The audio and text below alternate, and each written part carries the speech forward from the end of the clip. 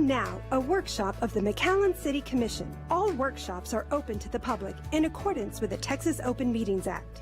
These workshops allow for detailed staff presentations. And good afternoon, everybody. Welcome to today's workshop. It should be pretty quick. We have, let's see, any questions regarding the agenda items for today's meeting? Not for me, Mayor. Anybody? Nope. Let's go to number 2. Yeah, number 2 is a GoPass presentation. We've got a short presentation, Mayor and Commissioners, from Metro and Mario. So go ahead, Mario. Good afternoon, Mayor, members of the Commission. We wanted to share with you an opportunity that we've identified and are very excited about. It's GoPass is a mobility app for transit systems developed by the Dallas Area Rapid Transit System, and we're able to jump on board if we wanted to through an interlocal agreement. And I'll briefly provide you some of the high-level highlights of this particular presentation. So this would be a collaboration between DART, Dallas Area Rapid Transit, Unwire is the platform, the system integrator, and then McAllen to provide a unique experience for our transit riders. It's a one-stop shop for many different things, mobile pay, tracking your buses and tracking them across different modes and different platforms. So this platform is integrated with a bunch of different companies. The ones of note on the left side is GenFare at the very top. That's who we use to do our fare collection system. It's the equipment that we use, and so they're fully integrated with them. B-Cycle, that's our bike share system. If we wanted to integrate that into the system, we could do that, so they integrate with B-Cycle. And then towards the bottom, Rideco, that's the microtransit system that we have. Good. Right now, if somebody wants to schedule a trip, they have to go to Rideco on that particular area, and then if they want to use a fixed route, they have to use a different app to track the buses there. This platform integrates both, and so you have a seamless experience for both modes of transportation. So it's something that our passengers would definitely benefit from. The other two that I'll highlight, Uber and Lyft, conversation for another day. Transit agencies nowadays are, instead of launching another, like for example, if you don't have capacity, you have to send another bus every day with another driver. Sometimes they're sending trips, if we don't have the capacity, 1-2 trips to Uber and Lyft, and that way your operating costs are significantly reduced. So again, that's a conversation for another day, but it has the capabilities of integrating with Uber and Lyft. This quick slide just shows you some of the things that they've been doing. DART has been working on developing this platform since 2013, so it's 10 years of development and adding all the different components. Obviously, we would save all that time. We do have a mobile app now. It's a very, very standard app. This is a significantly more robust app that will, again, provide a lot more dynamic integration with our riders, as well as the in-house, our dispatchers, the back-end software to track our buses. Just some key highlights here. In 2014, they added a section for admission tickets, potentially sell tickets to city events through the platform. 2016, corporate university passes, so we can integrate with local higher ed institutions. In 2018, they did cash to mobile. What that means is you could go to your Stripes, Dollar General, HEB, pay cash for your transit system, and then they integrate and launch it into your phone. So if you don't have access to the back end, have a banking system with the app, you could pay cash and then it loads into the system for easy payment. And then, so again, it's a 10-year period that they've spent, developing this platform.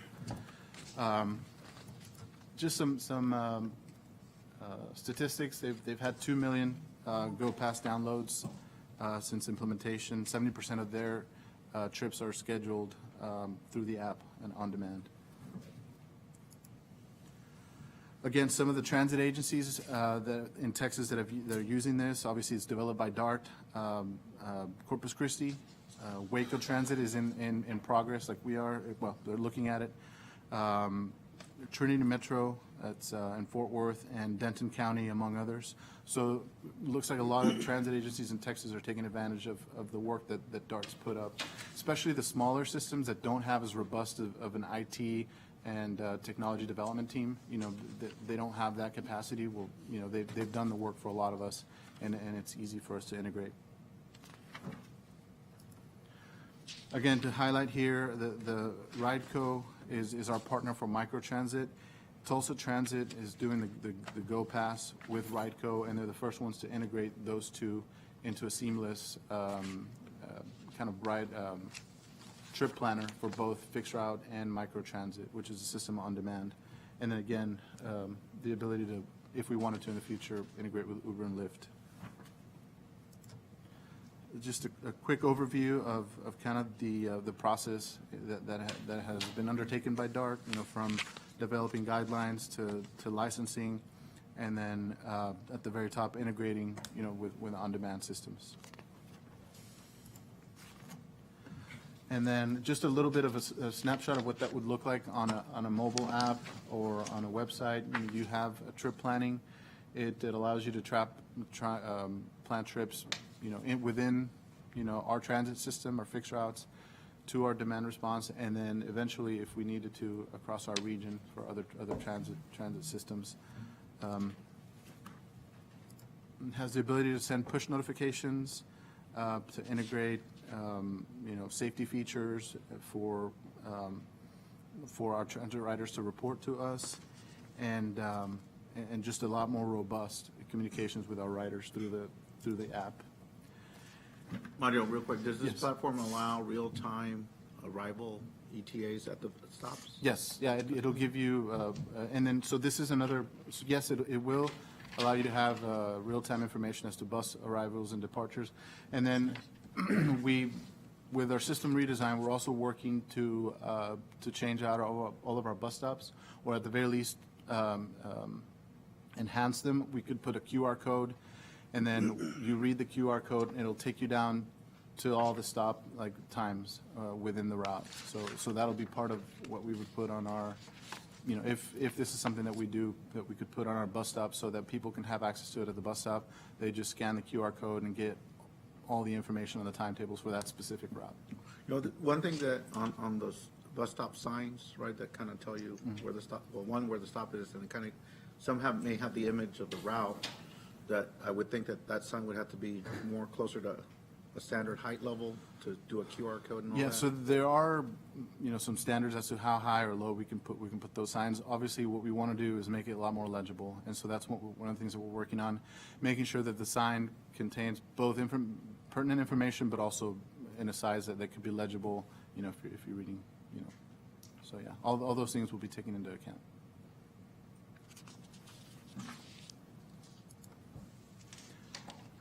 Again, the value for the GoPass as a unified app is making sure that, you know, our riders have the point of need and comprehensive solution for traveling requirements.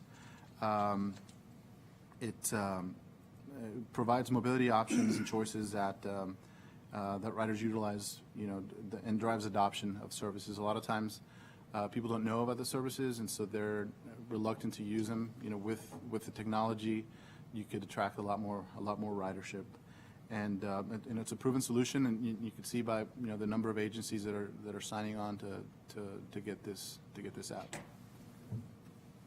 A little bit of info about Unwire, who is the third party that does the integration. They've been doing this for 20 years. You know, their first launch was in 2008. Their focus is on transit agencies and cities. And they have, they're out of Denmark, but they have subsidiaries in the U.S. and United Kingdom and in Sweden. So before I open it up for questions, if we wanted to move this way, again, we wanted to present to you this opportunity that has come our way. You know, if we thought that this is a good solution that we should pursue, we'll pursue it further and come back, you know, with the interlocal for us to consider. There is about a $45,000 upfront cost. We would obviously make sure that that's 100% subsidized by the Federal Transit Administration, and there's a $5,500 monthly, roughly monthly maintenance cost. We currently pay $4,500. So I think for the upcharge, I think we'd be getting a lot more bang for our buck. And with that, I'll entertain any questions you may have. What's your anticipated number of users that would be able, in terms by phone? You know, we can certainly look into that. I don't, off the top of my head, I don't know how many we can anticipate, but we hope that, you know, that one, we can increase the ridership, and two, that we have a good amount of people using the app. I mean, I could probably provide you information of how many people are using it now. I don't have that off the top of my head, but we can certainly send that to you. But again, it's a lot more user-friendly app that we hope more people will use. What's the name of the app we have right now? Ride Systems. Right Systems, that's right. What's the average age of the users?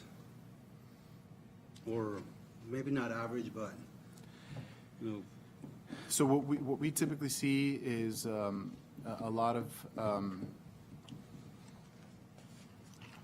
trying to figure out how to say, so probably 50 and above is our typical rider. A lot of people using it to get to medical appointments, to go shopping, and do they utilize, I mean, do they know just, okay, I'm gonna go wait here, or they know, I mean, how user-friendly is it? Because I'm horrible with that stuff. Even Lyft and Uber. No, our It's app, hard for me. the one that we currently have, I mean, is useful. I mean, I've used the system myself, you know, many times, and it's, I mean, it's reliable. You can tell, you know, you get to the stop and it'll tell you with precision when the bus is coming. Now, if a bus gets delayed for whatever reason, it'll continuously update every so often, and so Yeah. it's pretty. I guess it's.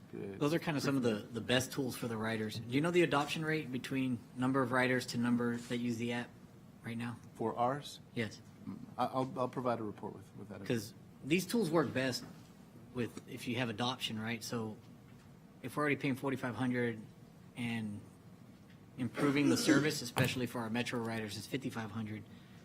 Despite the one upfront cost, right, that'll be covered by federal funds, I assume, FTA. I think it would make sense to move in that direction. But the other thing that we'd have to do then is you want to maximize adoption, because that's where the biggest benefit is, right? So people are kind of used to the comfort of their routine. And so if they might see it, but if they're not enticed to maybe sign up or use it, the data also becomes useful for us to establish routes, timeframes, future planning. So I think whether we do this or not, if there's a way to get with the Yeah, app and to offer, hey, if you sign up, you get 3 free rides, right? And we can scan it. So we'll take a little bit of a hit up front, but if we can get, I don't know if we're 20% adopted or 30%, if we can get to 70, 80, 90%, that data will help us significantly, and I think the people who use it will benefit greatly. Yeah, and we'll have a lot more back-end data with this system. It has a lot more robust. You know, kind of when you reporting sign for up on Lyft or Uber, they say, here's a credit, maybe a credit, right? Here's a $5 credit, here's a $10 credit. Something they can use to get anyone who doesn't have it to sign up. Yeah, and I also think it would be really good timing, because we're in the process of implementing our system redesign and increasing our frequencies on some routes. And then with the launching of our new hub, I think it's good timing to introduce, you know, the more robust mobile app for our passengers. Okay, explain to me one thing. Okay, if you have a phone, right, and you can find out where the bus is. In other words, if I live 4 or 5 blocks away, Right. okay, I can find when the next, when it's going to reach next. Right. Yes. So you can leave whatever time it takes you to there with a little bit to spare, but you're not having to wait or anything like that, because you can find out where the bus is.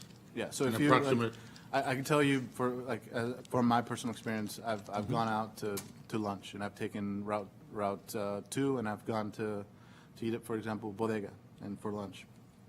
I know that I can get there in 5 to 10 minutes, go eat a quick lunch, and then I can track the bus where it's coming, so I know, hey, I got to get my check now because the bus is going to be here in 5 minutes. It typically doesn't get ahead of schedule.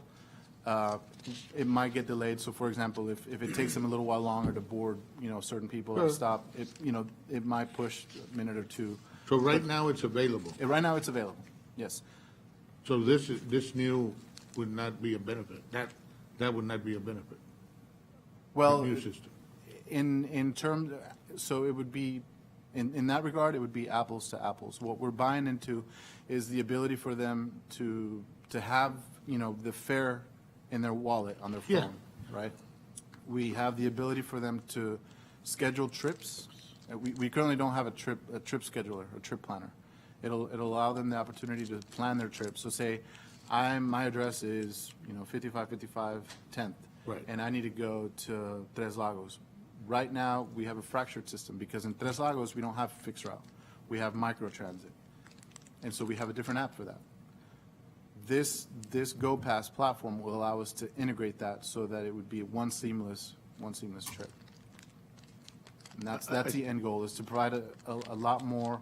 But you might have to go to 2 different buses. Right. 2 different buses or 2 different modes. What I Two mean by different modes is the fixed route is one mode, and then microtransit is a different mode. So if you're going to Texas A&M over there, and you live somewhere in McAllen, you can find out how to get there in 1 or 2 modes, Right. and you can do that. Right. Do you see this, through the use of this application, to reach out to non-traditional passengers? That's Because the old ways, like, you had to know where the route, first you had to know the number, right? And at least have a general idea where it went through the city and where the stops were, right?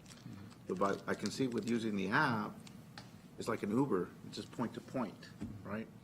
It doesn't matter, but it'll tell you, you need to walk X number of feet to the stop by this time, you're gonna get on Route 4, you're gonna get off, and then you're gonna pick up a micro, McAllen, whatever, and then go on and you finally get your destination. Maybe even integrated with the B-cycle station, right? And then you continue and, Yeah, and on that same app, you'll be able to link your credit card and buy your fare ticket, and then use it to get on all the right bus. there. Right. And so you don't have to know the route number or what direction the bus is, just know you have to be there at certain times, you get on Yeah, that bus. it'll tell you, okay, if you want to go from point A to point B, okay, walk, 500 feet to the stop. This stop will take you there, and you connect there with Right. this other system. Yeah, that's the intent.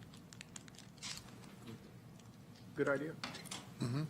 So if we will continue to pursue it, and we'll come back with an interlocal agreement to see if the commission wishes to proceed. Excellent. Any other questions? Thank you. Thanks, Mario. Okay, I think we have one public comment. I guess we can take it up before we go into executive that way. Mr. Pescador.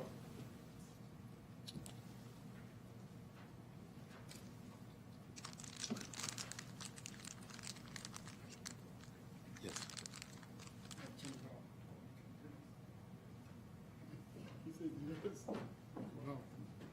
Sheriff Hazard. Okay. So I do ride the bus. I bought a condominium